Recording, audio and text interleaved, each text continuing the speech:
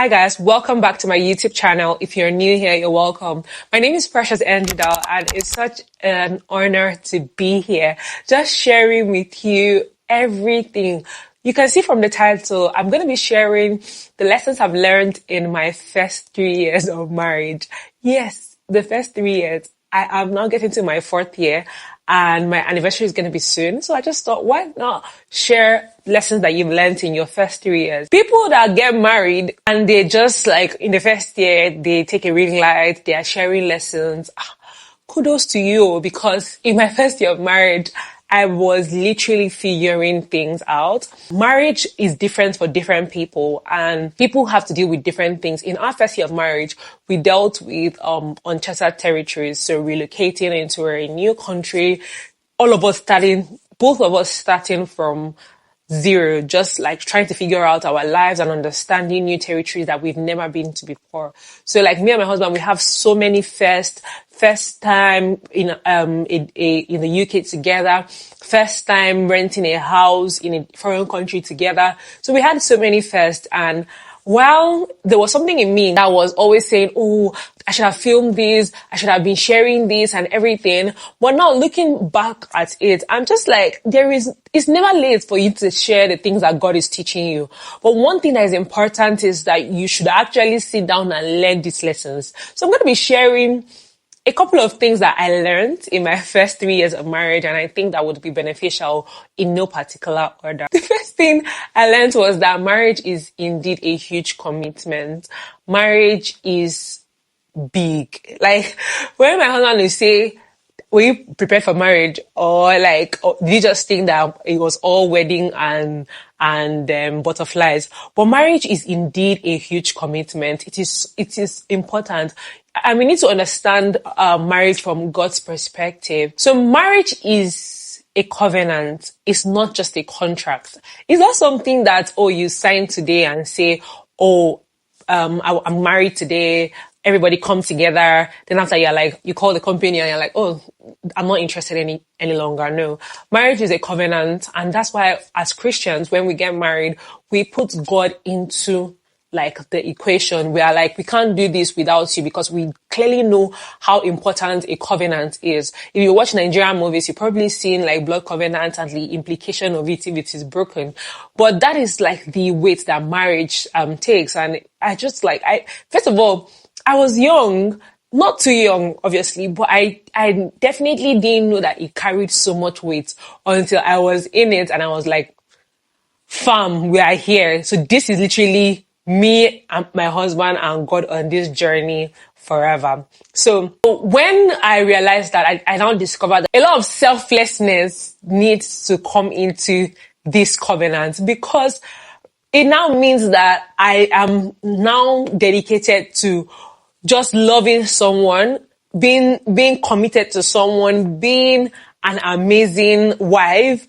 And that would mean putting my husband feeling above mine sometimes, and him also constantly putting my feeling above his. So a lot of selflessness is involved, and I didn't just dip it at that time.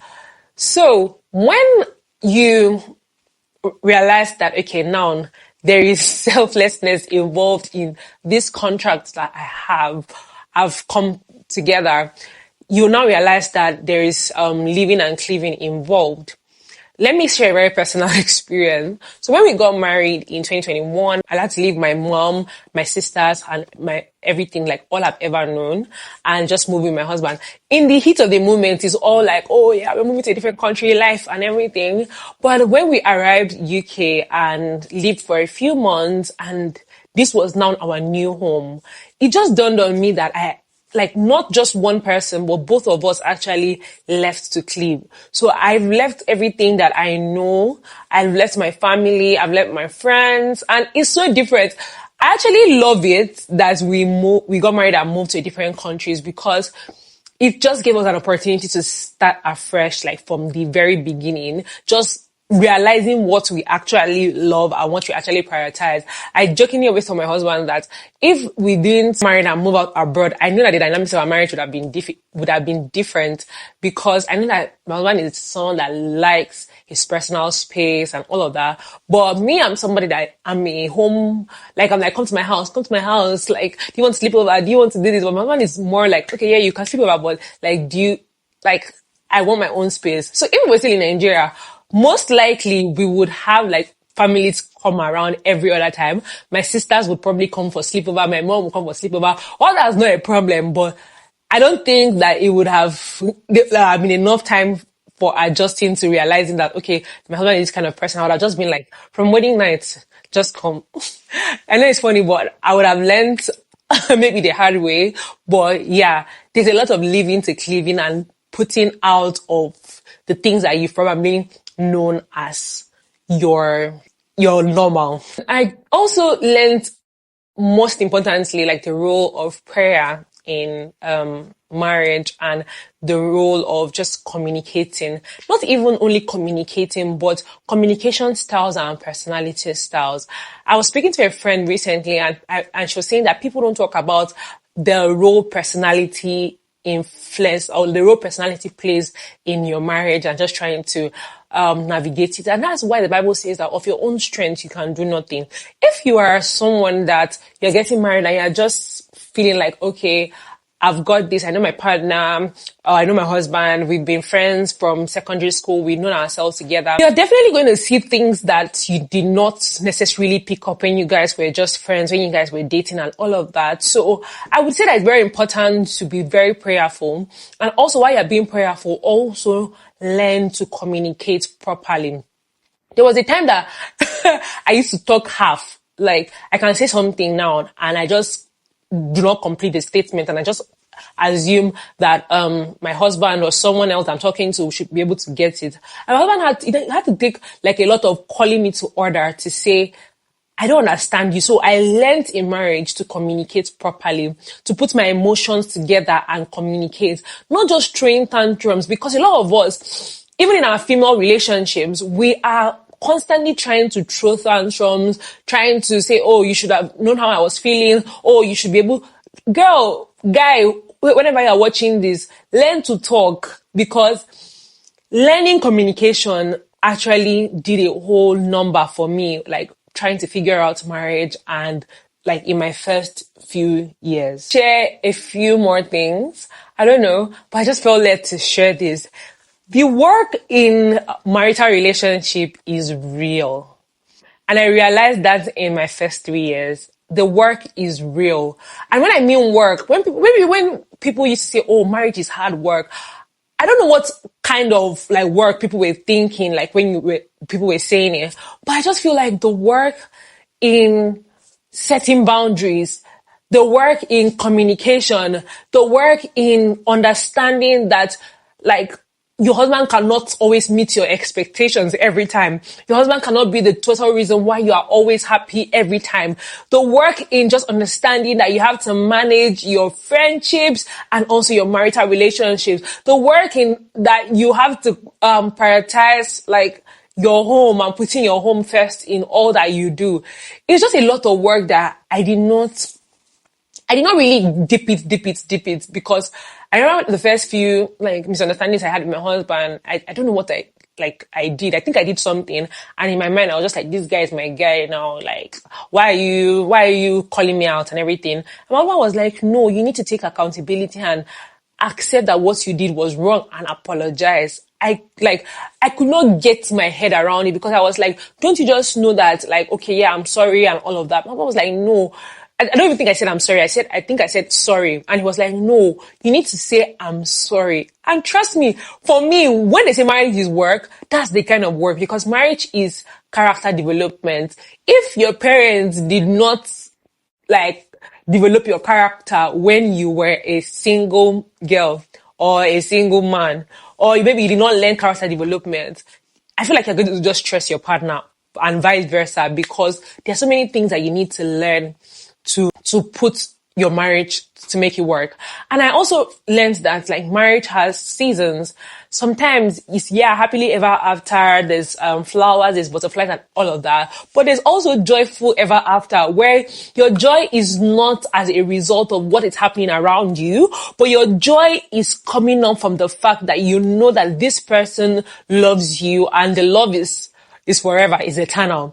So I had to deal with those moments of realizing that in the moment of misunderstandings, in the moment where it feels like we are not understanding each other, my partner still loves me and I still love my partner. And that portrays that I have to act in kindness, I have to show love, I have to be respectful in everything. So I don't know if you are watching this, I don't know what kind of like lessons you were planning to hear, but these were things that my character was really refined. Now, I feel like I'm a better person, I'm a better friend, I'm just a better like human being because of the things that I've learned living and dealing with another man. Okay, so another thing that I learned in my first 3 years is just that your families are different and you're marrying the family, which many people don't like to agree, but you're marrying into the family. That means you're also marrying the family, and you need to also adapt to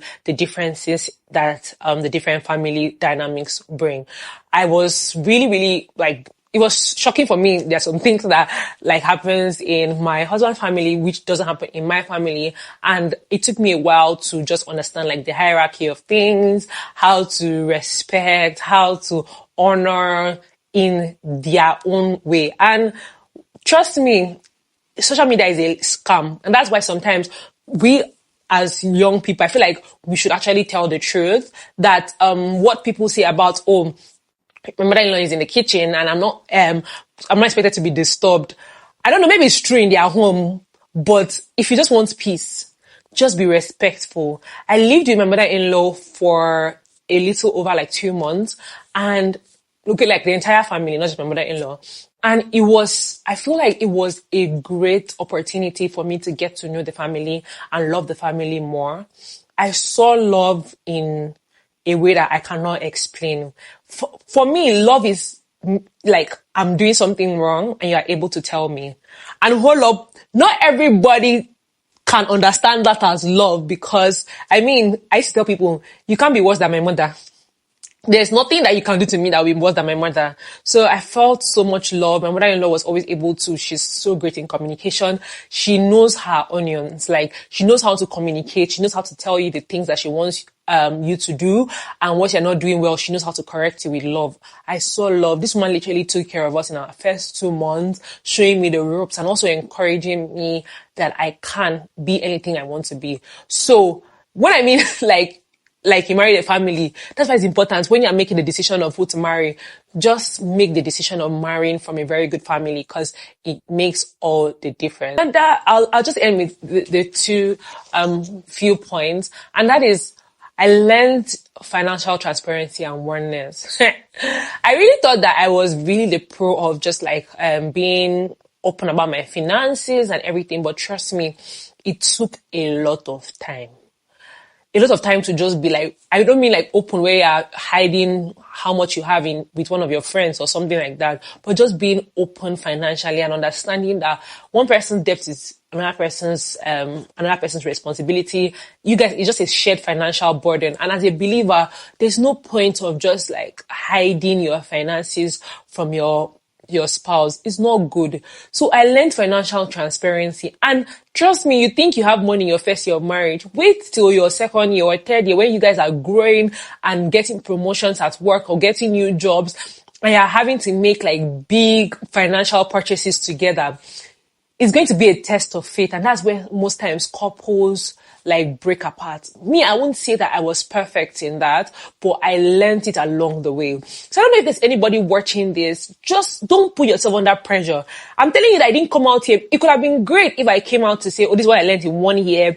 After 2 years, I add some point, and after 3 years, I add some point. But there was a time in my second year of marriage where I was literally begging for my life. I was like, God, I want to be a better person. God, I want like my marriage to work. God, teach me. Because the truth about it is that there was never a time where I felt like it's not going to be possible. But what I was really hammered on was the fact that there is work to be done, and just like honey, there are bees around, but when like the honey is produced, it's going to be sweet. So I really wanted like my marriage to work, and I'm not going to lie, it was tough and hard work, but I am happy that we are now navigating a different phase, but with more knowledge than we had in our past. And finally, I learned to extend grace. Trust me, I went into marriage thinking that my husband is going to be perfect.